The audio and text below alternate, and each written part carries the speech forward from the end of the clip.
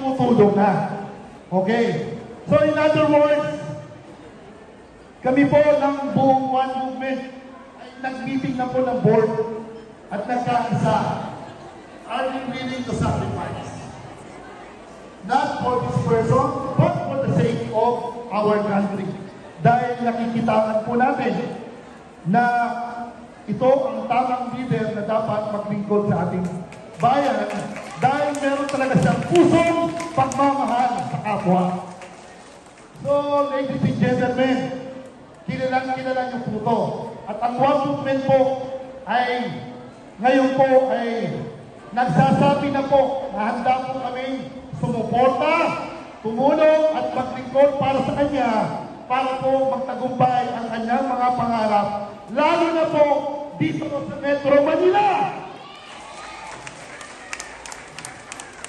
So, in other words, dahil One Movement na po kayo, I do hope at naniniwala po kayo na kayo po ay naniniwala sa One Movement, kaya kayo naman pa. So, iisa na po ang ating diwa, iisa na po ang pitik ng puso natin, at isa na rin po ang galaw natin. So, ladies and gentlemen, amin po ang One Movement, ang katuwang specialist po ng One Movement sa buong Pilipinas, hindi lang po Metro Manila, ay nakahanda po sumuporta. Wala pong iba, hindi ang tinatawag na pong super woman, super hero. Ladies and gentlemen, please welcome Miss Mara Tamuno. Ayaw po na lahat. Mara! Mara! Mara! Mara! Mara!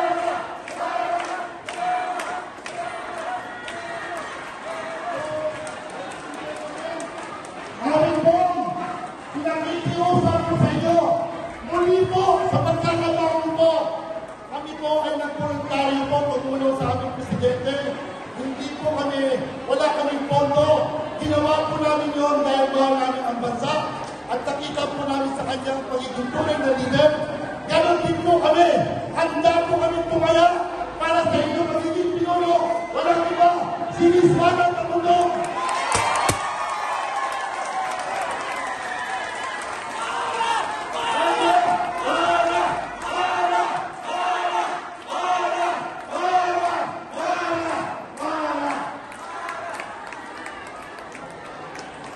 Maraming salamat, Chairman Marlon.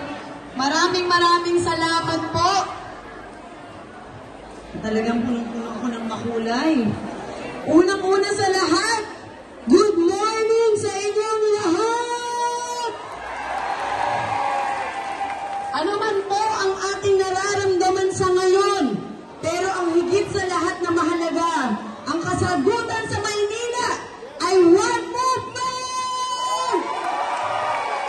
One Movement na magbibigay sa atin ng maraming dahilan para tayo po ay tumulong.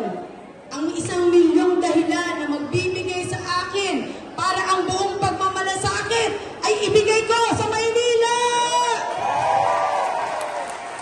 Unang-una sa lahat, maraming salamat sa Panginoong Diyos dahil ibinigay niya po ang pagkakataong ito sa akin, lalo na po sa inyong mga kababayan ko. Maraming salamat sa tiwala para sa One Movement na talagang ibinigay po nila ang kanilang puso at pagmamalasakit sa isang katulad ko. Alam po ninyo, ang hirap ng buhay, pero kapag may ganito po tayong samahan na nagbibigay pag-asa sa ating lahat, at higit sa lahat, ang ating mahal na Pangulong Bongbong Marcos ang naging sagot para tayo po ay higit na matulungan lahat sa Maynila.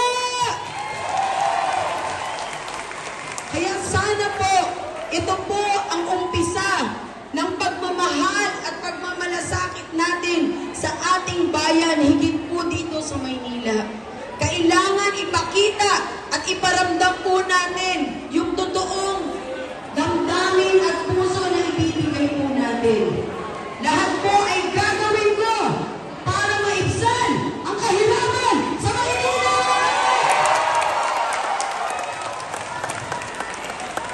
Sa tagal ko na kong nabuhay sa mundo, lalo na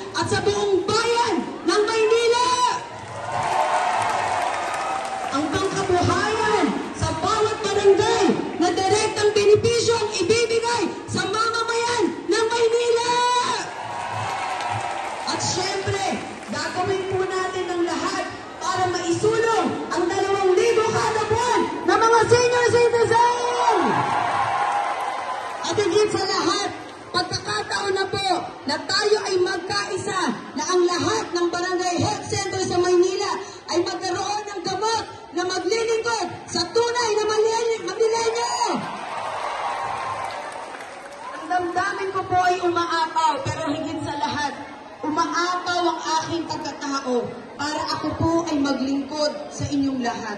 Gusto ko po na makita tayong lahat na masaya, hindi lamang para sa ating mga anak, kundi sa ating mga magulang na matagal nang naghihirap para tayo ay mabuhay. Pagkakataon na po ito na ipakita natin sa ating mahalagang Pangulong Bongbong Marcos na ang Maynila ay nagkakaisa para sa kanyang mga programa. At higit sa lahat, pagkakaisa na ang One Movement ay naging daan para tayo ay mapansin sa Maynila! Kaya gagawin po natin ang lahat. Ito na po ang hudyat na tayo po ay may pag-asa pa. Ito na po ang pagkakataon na ang mga pinagpaguran po ninyo ay magkaroon na po ng tunay na solusyon. Kaya para sa inyong lahat, aawit po ko ng isang awitin para sa ating lahat dito dahil ang gusto ko lamang po ay maiparamdam sa inyo ang pagmamahalan ay hindi po nagkakamali.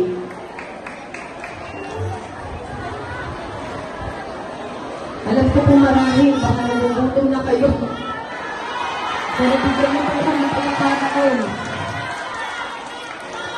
na maibigay ko po ang pagmamahal na ito sa inyo ngayon upang pag-uwi ninyo sa inyong mga tahanan, tumatak po ang pagmamahal ng ating gobyerno.